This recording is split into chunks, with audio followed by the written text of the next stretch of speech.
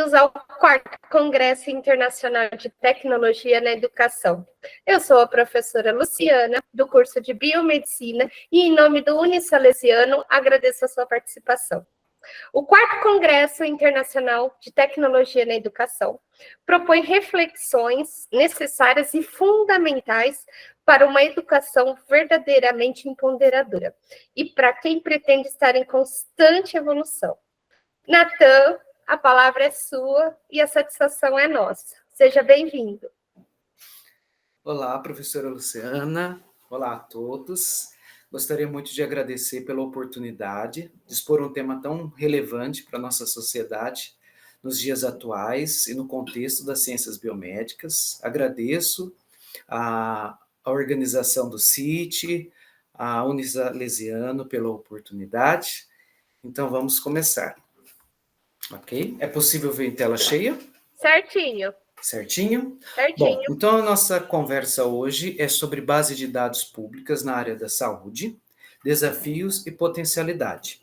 Como a Luciana já apresentou, meu nome é Natan, sou biomédico e atualmente eu venho trabalhando, estudando mais sobre dados públicos na área da saúde, especialmente na compreensão das doenças de relevância na saúde pública. Bom, inicialmente eu quero fazer uma apresentação, dar um breve panorama sobre as bases de dados, né? O que seria a base de dados? A base de dados ela é uma coleção organizada, né, de informações que são armazenadas, mas que contém uma sistematização da coleta desses dados, né? Então imagina, numa situação hipotética, se nós quiséssemos organizar todos os arquivos do nosso computador. De repente nós temos ali um arquivo em formato de texto, uma imagem, um vídeo, e de repente eu quero organizar todas essas informações para saber o que eu tenho de fato no meu computador. Então, provavelmente eu vou colocar que tipo de arquivo que é, qual o tamanho que ele ocupa, quando ele foi criado, quem que me passou essa informação, qual que vai ser a utilidade, qual o caminho dele dentro do meu computador. E à medida que nós vamos organizando isso, nós vamos criando ali uma pequena base de dados, onde a gente pode acessar essas informações, realizar alguns processamentos e até mesmo dimensionar aquela realidade que eu tenho ali. Essa é uma situação hipotética, né?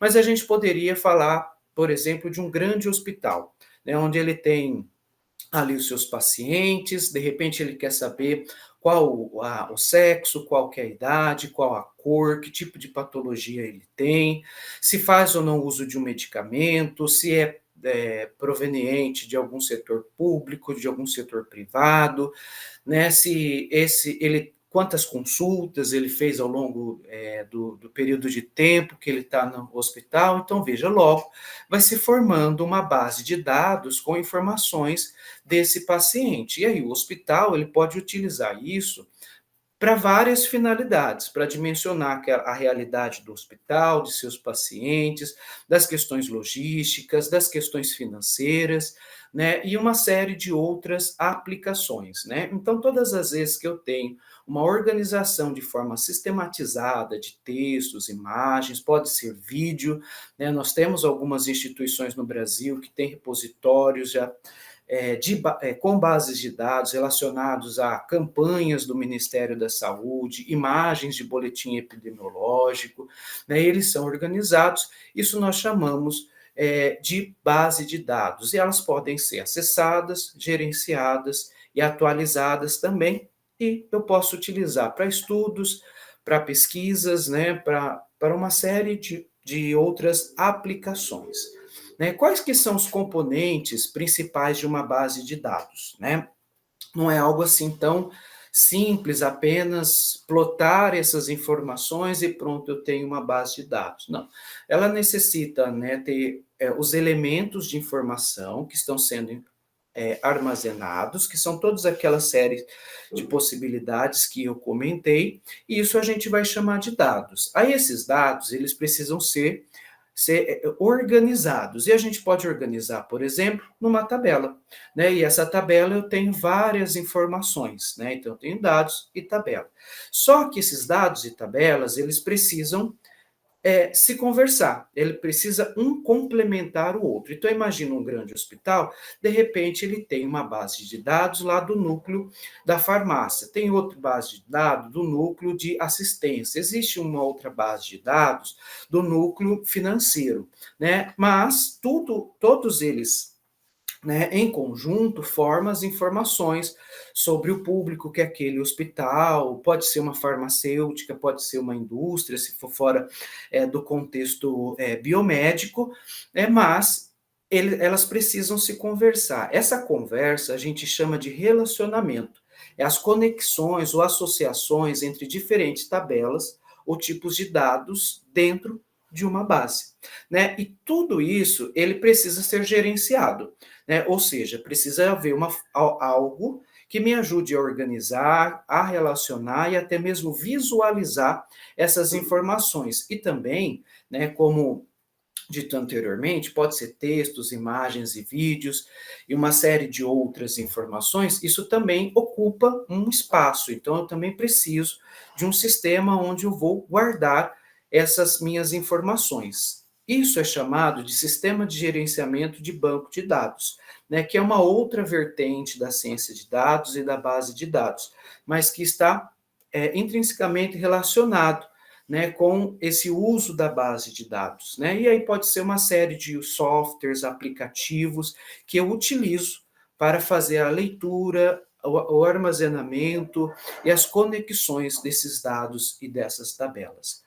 O fato é que essas bases de dados, elas têm nos ajudado a entender e compreender os desafios decorrentes, né, da complexidade da vida humana.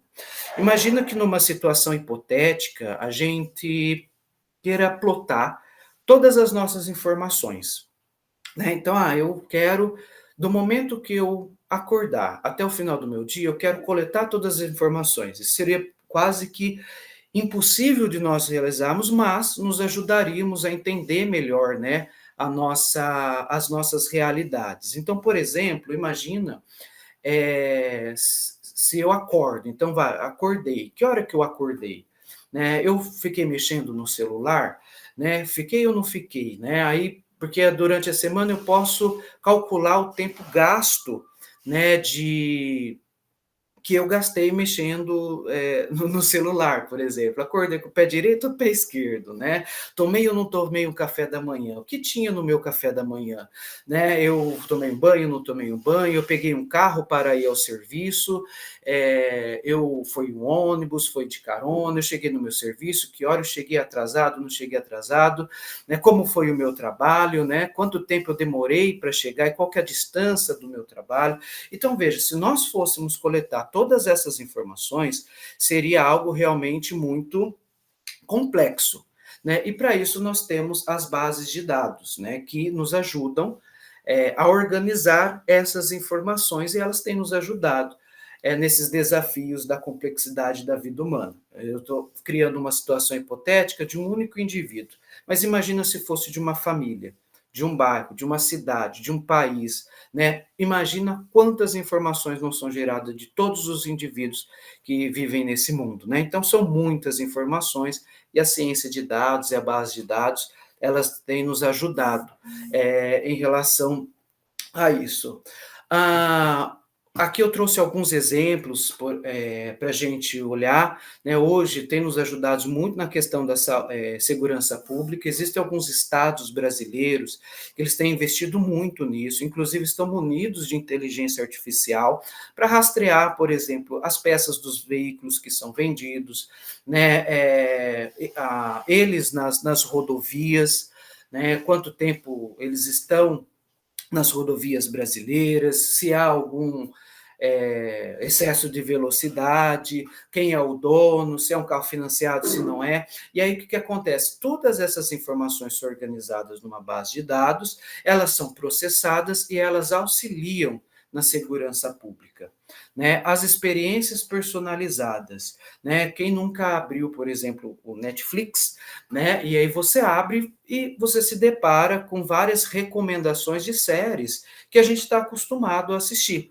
Só que se a gente olha de um amigo ou de uma outra pessoa, pode ser que seja parecido, né? Mas pode ser completamente diferente, porque as recomendações do meu é diferente do dele. Isso está baseado na coleta de informações das séries que você assistiu por completo, que você começou e não terminou, de repente daquilo que você mais acessa, e ele te dá uma experiência personalizada. E tudo isso é feito com base de dados. São coletados nossas informações, os nossos dados, é transformado numa grande base de dados, então processada, e nos oferece essas experiências personalizadas. Quando nos deparamos, logo nós já começamos a ver várias postagens no Instagram, né, daquela série que eu estou assistindo, ou daquele ator, daquela atriz.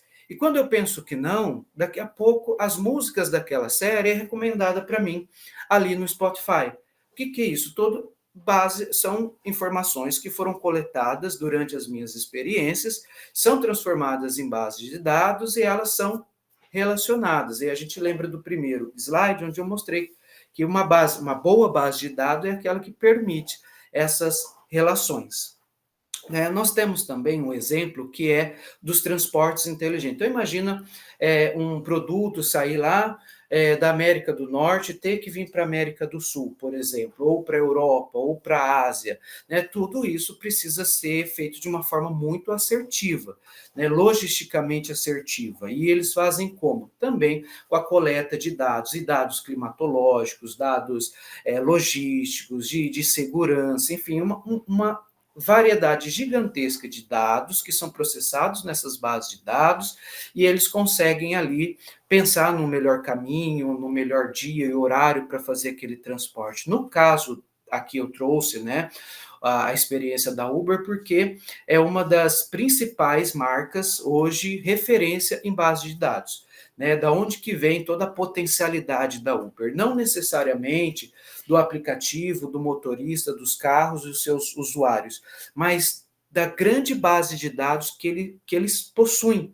né, das informações que eles foram coletando. Então, imagina que você sai da tua casa, você pega um Uber e você vai até um outro ponto da cidade. À medida que você está usando, todas as informações de GPS, dos locais onde você está passando, estão sendo coletados, né? Isso vira uma base de dados para a Uber.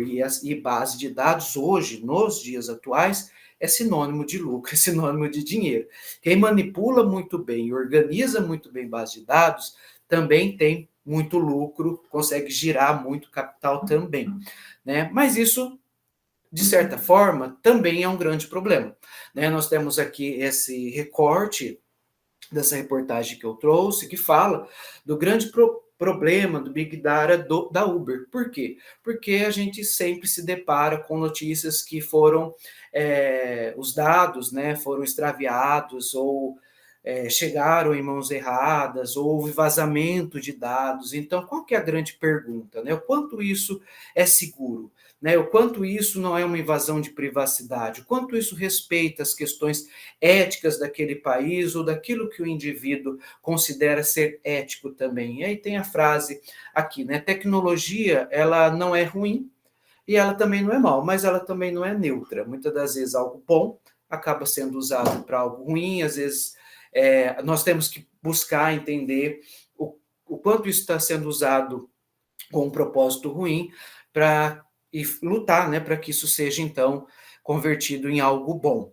Né? Nessa segunda imagem, que tem um mapa aqui da cidade de São Paulo, é um estudo que foi publicado recentemente, e eles olharam, a partir da base de dados da Uber, o tempo de espera. E o que eles descobriram? Que aqueles bairros periféricos, mais pobres e que dependem do transporte público, a pessoa espera muito mais um Uber do que nas regiões mais ricas e favorecidas, né? E isso também foi feito como? Com base de dados, né? A unificação dessas bases de dados para compreender essa realidade. Deveria ser muito ao contrário, né? Os bairros com uma oferta menor de transporte público deveria ser mais contemplado pela Uber, mas é muito contrário disso, porque a gente sabe que precisa ser lucrativo também para a empresa, né?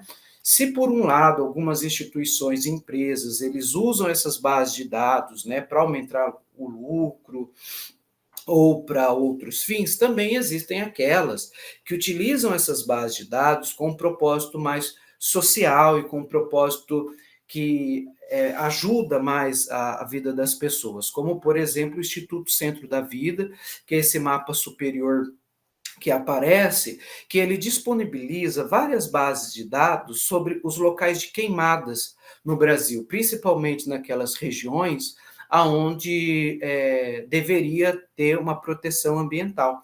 Não, então, eles fazem esse monitoramento, esse mapeamento e disponibiliza isso para as pessoas. Então, um pesquisador, alguém que está em fase de finalização de curso, quer fazer um estudo que envolva questões ambientais, de desmatamento, de queimadas, pode usar as bases de dados do Instituto Centro da Vida para realizar seus estudos. Existe o Instituto Socioambiental também, que disponibiliza várias bases de dados das populações quilombolas, indígenas e também ribeirinhas, né, que são algumas comunidades no Brasil que, infelizmente, né, sempre estão colocadas de lado, né, e eles fazem todo esse monitoramento e disponibilizam também essas bases de dados para se fazer estudos, para realizar o monitoramento e também proteger essas populações. Existe um instituto, né, de mortes violentas da população LGBTQIA+, né, que disponibilizam os dados dos locais,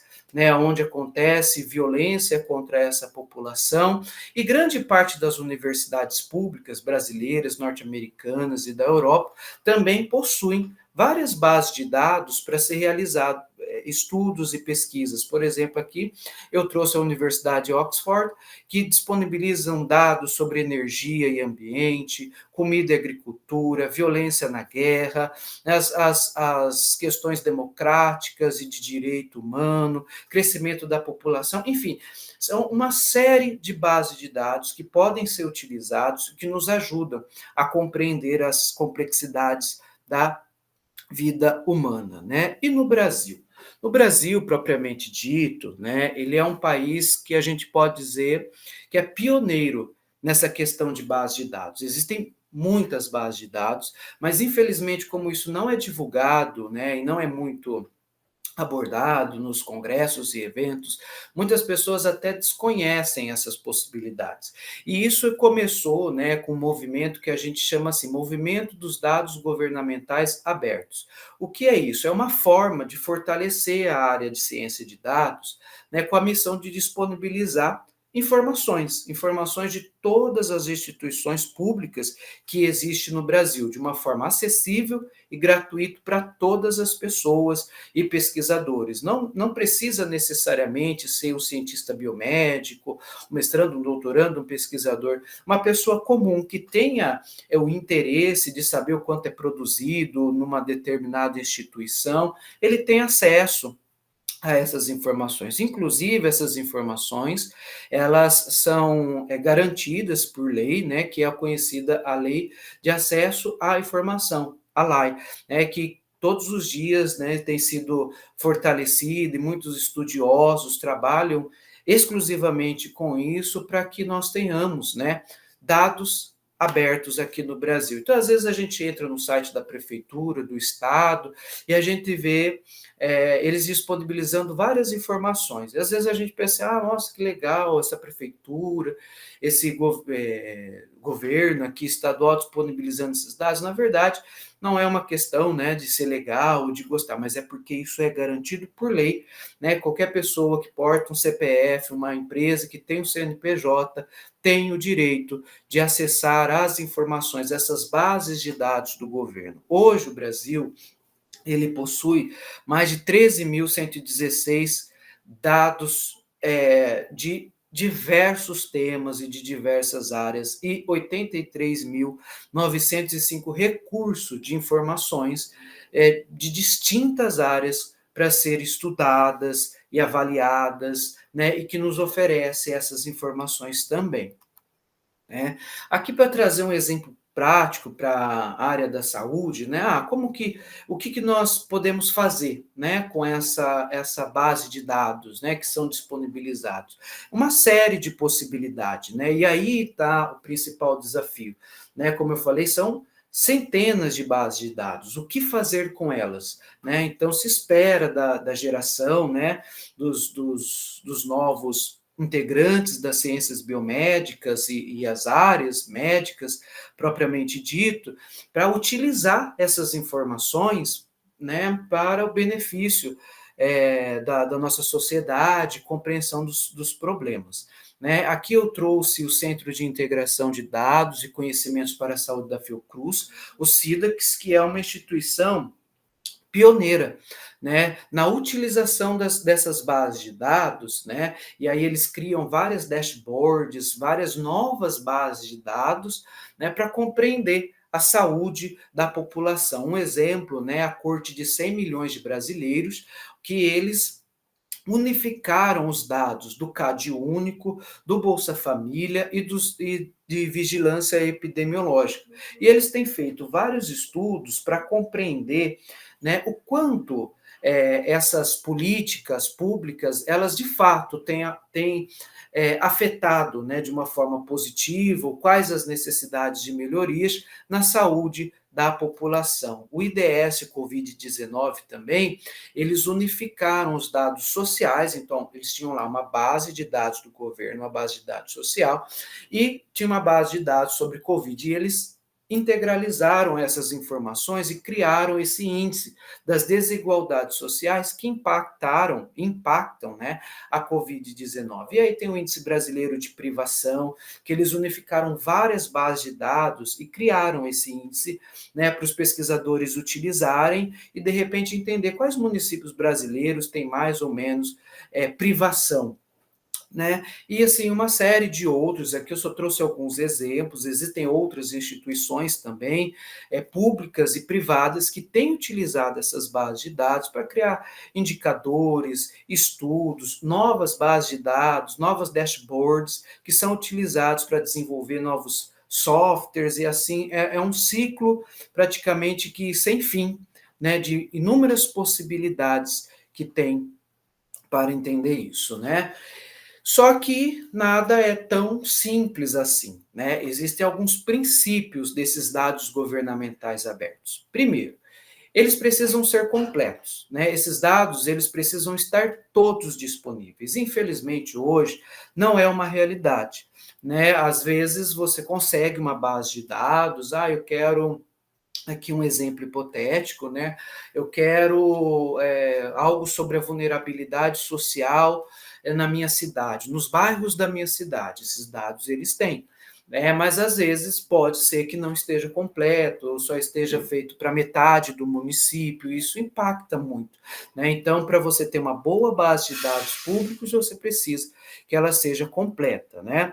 Precisa ser dados primários, né, coletados diretamente na fonte. Então, imagina que, como eu dei o exemplo lá do CAD único, né? Então, é interessante que essa informação ela venha o mais completa possível e que ela não seja manipulada, não tenha agregação, modificações, porque aí vai depender do pesquisador e querer identificar, na verdade, o que ele pode e não pode usar. Mas se essa base ela já vem pré-processada ou organizada, muitas das vezes ele não vai conseguir gerar aquela análise que ele gostaria ou criar aquele software que ele gostaria, porque a informação ela já vem ali meio que já certa e atrapalha o objetivo da pesquisa dele, né? Tem que ser atualizado, né? Porque quanto mais atual for, mais valor tem. Então, imagina que a gente tem uma base de dados onde eu quero saber que tipo de microempresa eu tenho no meu bairro, eu tenho na minha cidade, porque eu quero abrir uma nova empresa, né? É interessante que esses dados sejam atuais, porque se forem muito antigos, né, aquelas informações podem não se aplicar mais na realidade que eu necessito, né? Então, ainda nós precisamos dos dados governamentais abertos, criar ferramentas, políticas, né, que façam com que essas bases sejam o mais atual possível. Deve ser acessível, né? Então, essa base de dados que vai ser disponibilizada, ela não pode ser uma base difícil de manipulação, né? Porque, como nós falamos anteriormente, uma pessoa comum pode querer ter acesso, e ela pode não saber trabalhar num software grande, né, de processamento de dados. Então, ela tem que ser acessível também, né? Não pode ser discriminatório, né? Não pode ser uma base de dados que é só para pesquisador científico, só para um professor, só para um aluno de graduação. Ela tem que ser acessível a todas as pessoas que queiram ter acesso a ela, né? Não pode ter um proprietário específico, ela tem que ser do governo brasileiro ou do determinado país, do determinado município, né? Tem que ser compreensível por máquinas, né? Ou seja, às vezes essas bases de dados elas são gigantescas. Imagina aquele exemplo que eu dei, né, da questão do Bolsa Família que o SIDAX utilizou. Imagina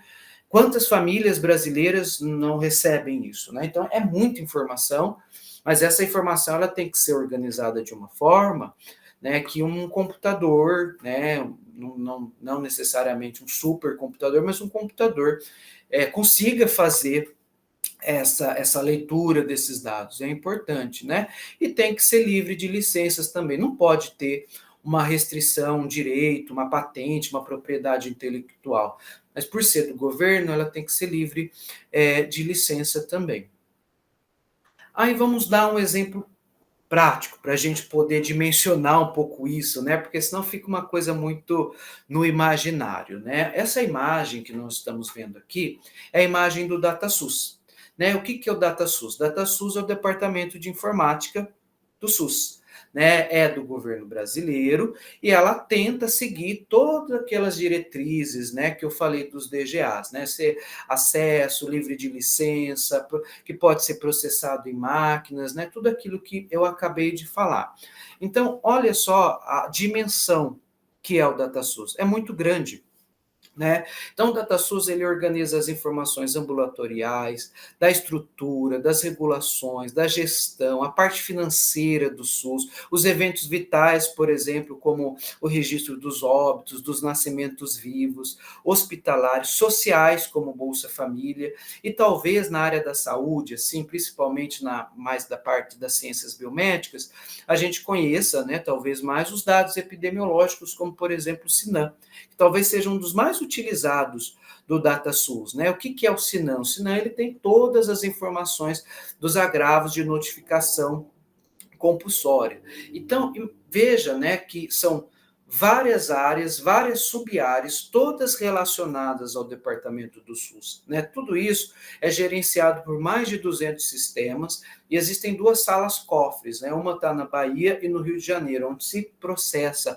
todas essas informações. Aí cada pessoa, cada estudante, pesquisador científico, ele vai utilizar essas bases de dados, essas informações para trazer respostas para a sua pesquisa, né? Aqui um exemplo do SINAM que eu trouxe, que talvez seja um dos mais utilizados hoje, né? Ele contém bases de dados de mais 57 doenças ou agravos de notificação.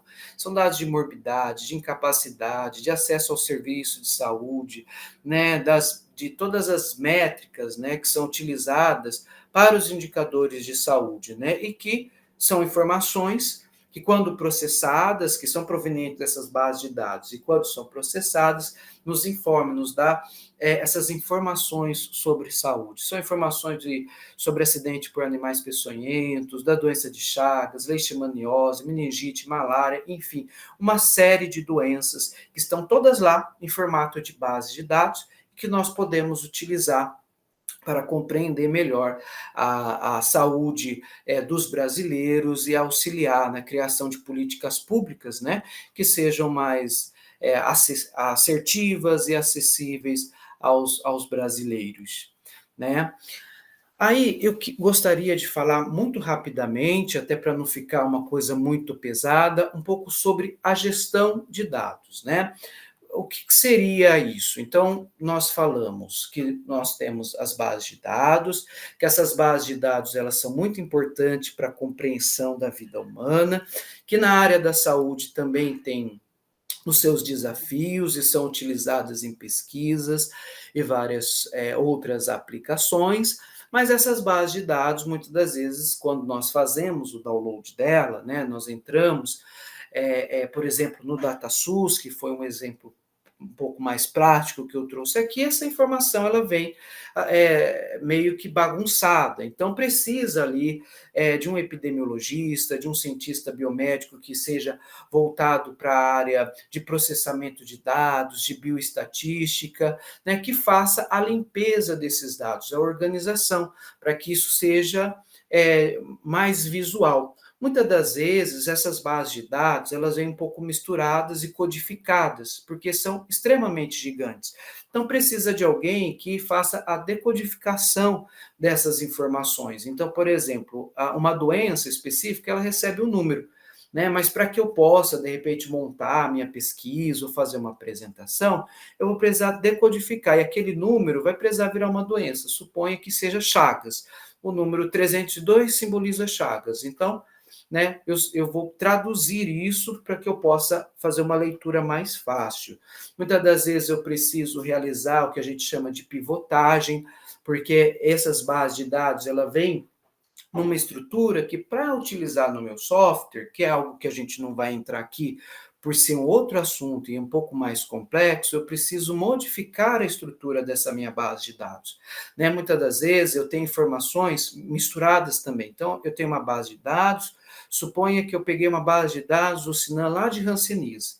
Né? Então, vai vir informações sociodemográficas, clínicas, operacionais daquele paciente, né? Dos pacientes, na verdade, de todas as notificações no Brasil ou no município que eu estou estudando, e eu vou precisar reorganizar isso, agrupar.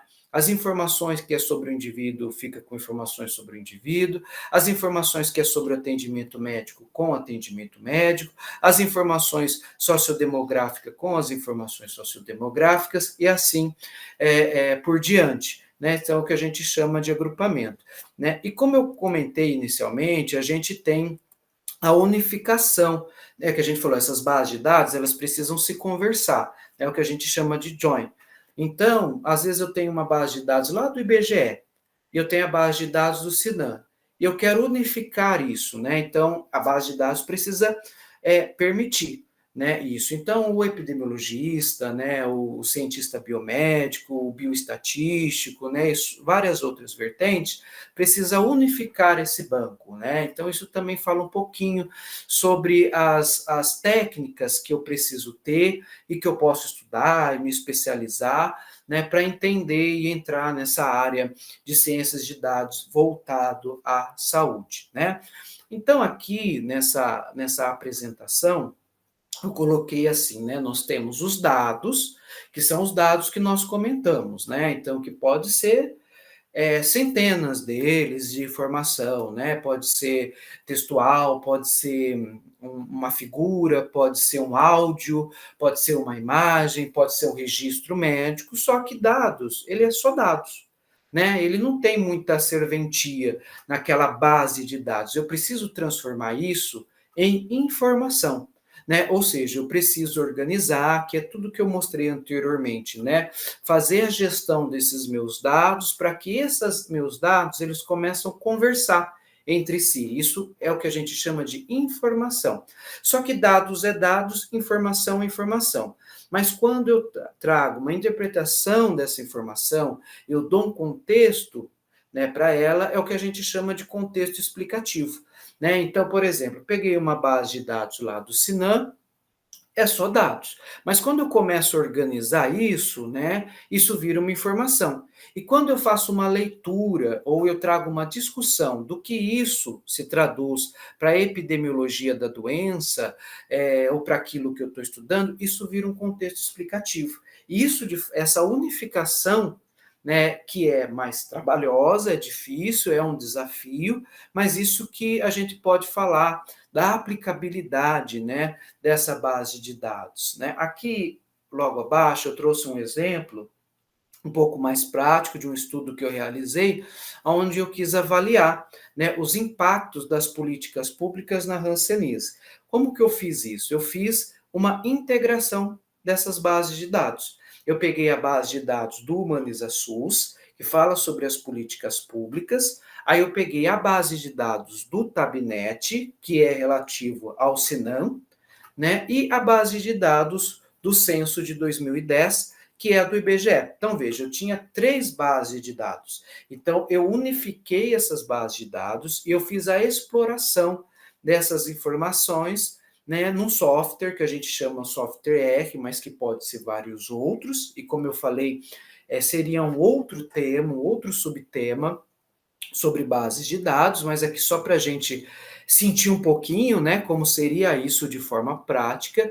E então, dentro do R, desse software, eu fiz a integração desses dados, busquei a informação, apresentei um contexto explicativo e apresentei a visualização disso por meio de mapas e gráficos. Geralmente, a gente olha, né, os artigos científicos, as reportagens na televisão, no jornal, na revista, aquele gráfico, aquele mapa. Aquilo ali é base de dados. Por trás daquilo ali, houve dados, informações, um contexto explicativo, uma integração, uma exploração desses dados, e é possível visualizar aquilo, transformar aquilo efetivamente numa informação, né? Então, que nos recapitulando para a gente já finalizar, né? Então, nós temos a base de dados, que é muito importante na sociedade de hoje, tudo é dado, tudo está sendo plotado em uma base de dados, né? Até esse evento, né? Provavelmente a instituição